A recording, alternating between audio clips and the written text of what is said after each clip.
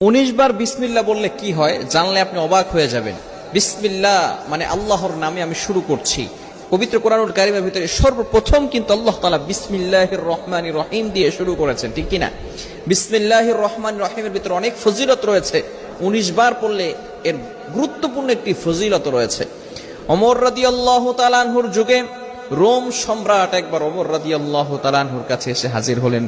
বললেন, ইয়া আমিরুল মুমিনিন খলিফাতুল মুসলিমিন, আমার মাথায় প্রচন্ড ব্যথা।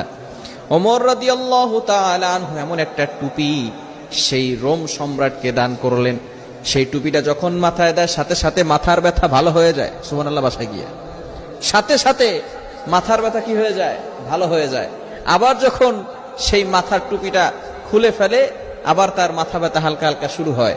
এবার সকলে অবাক হয়ে গেল সেই টুপির ভিতরে কি আছে। ওমর ইবনুল খাত্তাব রাদিয়াল্লাহু তাআলা আনহু টুপি